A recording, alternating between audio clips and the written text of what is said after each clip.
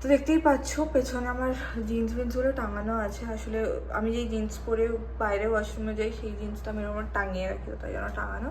তো যাই হোক, ঘুরে টুরে 6টা নাগাদ আমি এলাম হোটেলে, আবার ফ্রেশ হলাম। এটা আমার আরেকটা নতুন জামা যেটা আমি পরলাম, কারণ সকালবেলা থেকে না ফুল স্লিভস পরেই ঘুরছিলাম, প্রচণ্ড রোদ যেহেতু।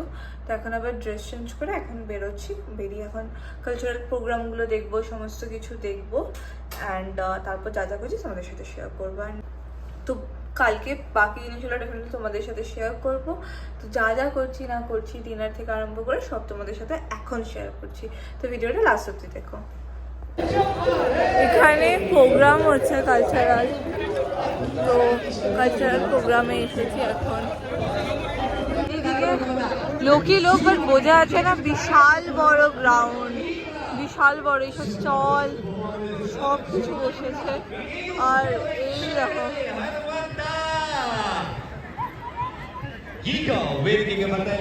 অন্যরকম feelings. For the first time কোথাও ঘুরতে এসেছি, সেখানে এত বড় একটা প্রোগ্রাম দেখছি। আর এটা মাত্র 3 দিনই আছে, আর সেই কটা দিন আমিও আছি হাম্পিতে।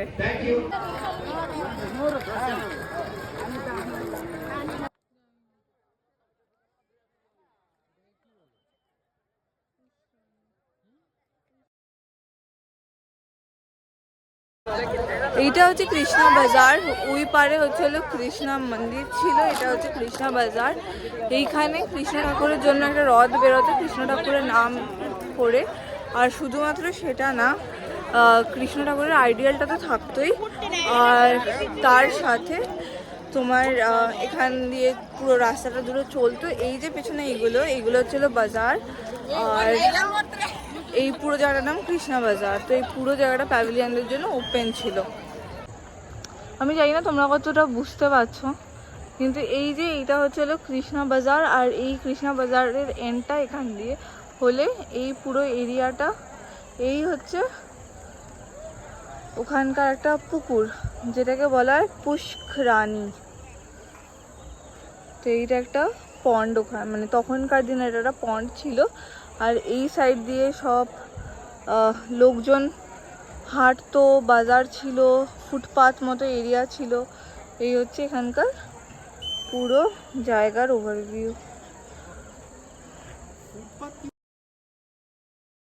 জীবনে প্রথমবার দেখলাম হচ্ছে স্টোন ডোর, তাও বা হাম্পিতে এসে। তো এইখানে হচ্ছে স্টোন ডোরটা এইভাবে শোকেস করে রাখা। আলাদাই মজা লাগছে, আলাদাই সমস্ত কিছু লাগছে, কারণ রাত্রিবেলা করে এরকম জায়গাগুলো দেখতে পাচ্ছি, যেহেতু হাম্পি স্টেট ফেস্টিভ্যাল যেহেতু এখন চলছে। তো খুবই এক্সাইটেড, পুরো জায়গাটা দেখতে পাচ্ছি রাতের অন্ধকারে। এই চান্সটা বছরে মাত্র 3 দিনই, যেহেতু হাম্পি ফেস্টিভ্যালটা হয়, তো মনে হয় ওই 3 দিনই এটা ওপেন থাকে এরকমভাবে। তো বিশাল বিশাল লেভেলের মজা লাগছে। তো এই যে পেছনে যে অংশটা রয়েছে, এটা হচ্ছে হলো মহানবমী ডিব্বা। এখানে রাজারা বসতেন, এই পেছনে দশেরা এইসব উৎসবগুলো পালন হতো। এখানে কালচারাল প্রোগ্রাম চলছে, আর এইটা হচ্ছে জায়গাটা ডিব্বা, নবমী ডিব্বা সামথিং। পা চলে যায়। গাইস, আজকে হচ্ছিল ডে 2। আজকে আমি এই জামাটা পরেছি, এটা আমি শপার স্টপ থেকে রিসেন্টলি কিনেছি। তো এইটাকে পরলাম, আর আজকে এখন যাচ্ছি, দুখানা জিনিস কভার করা আছে ভালোভাবে। তো সেই দুটো স্পট দেখতে যাচ্ছি, সেগুলো কি কি তোমরা ভিডিওতে দেখতে পারবে। তো পুরো ভিডিওটা লাস্ট অবধি দেখতে ভুলো না। আর আপাতত পুরো জায়গাগুলো খুব মেসি হয়ে আছে, ডেফিনেটলি রুমটা ছাড়ার আগে তোমাদেরকে রুমের ব্লগটা দেবো। তো চলো বেরোনো যাক, আর আমার সাথে তোমরাও হাম্পিটা এক্সপ্লোর করো। এখন আমি আছি স্টোন চ্যারিয়টের লাইনে, আর আমাদেরকে এখানে টিকিট কাটা হয়ে গেছে। Per head 40 rupees per head.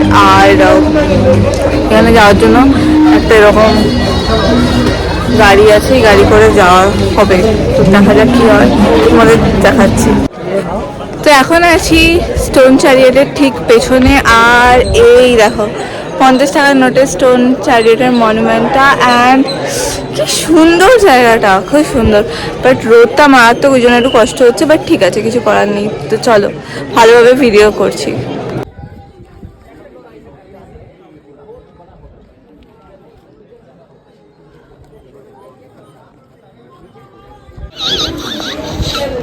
আচ্ছা, তো এখানে যে তোমার পিলার্সগুলো দেখতে পাচ্ছ না, এই পিলার্সগুলো যে মিউজিক্যাল পিলার্স, এই পিলার্সগুলো দিয়ে আগেকার দিনে গান বাজনা সমস্ত কিছু হতো।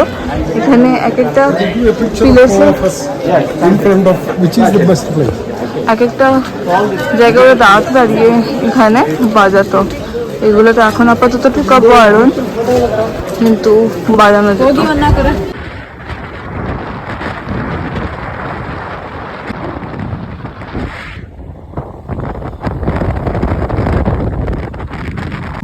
তো এখন যাচ্ছি আঞ্জনাদ্রি হিলে, যেখানে হনুমানজি জন্মেছিলেন। তো সেখানে যাচ্ছি অ্যান্ড খুবই এক্সাইটেড, কারণ ফর দ্য ফার্স্ট টাইম এরকম একটা কোনো ডেডিকেটেড একটা হনুমানজির মন্দিরে যাব। তো তাই জন্য তো চলো আমার সঙ্গে তোমরাও চলো। এখানে নামিয়ে তো দেবে তোমাদের অটো থেকে, দেন পুরোটা হেঁটে ট্রেক করে উঠতে হবে। আর রোদটার জন্য একটুখানি চাপ, বাকি তো যদি ছাওয়া থাকতো তাহলে খুব ইজি হয়ে যেত। তো চলো। এত উপরে বাট তারপরে হাওয়া চলছে না, অবস্থা পুরো খারাপ মুখের, কারণ প্রচন্ড গরম, অবস্থা পুরো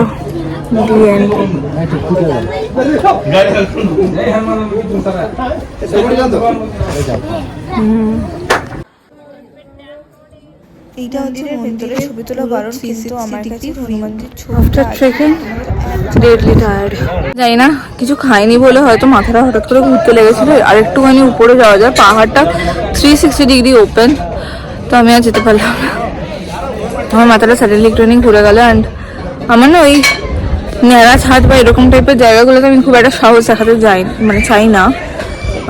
মাথাটাও ঘুরতে লেগেছিল, আমি ছেড়ে দিলাম।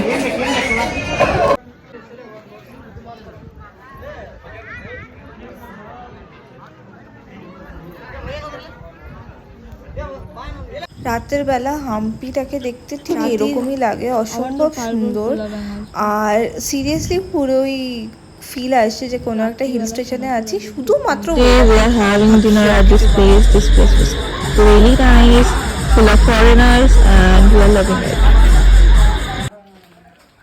হায়দ্রাবাদ ফেরত আসার আগে দেখে নিয়েছিলাম আন্ডারগ্রাউন্ড শিবা টেম্পল।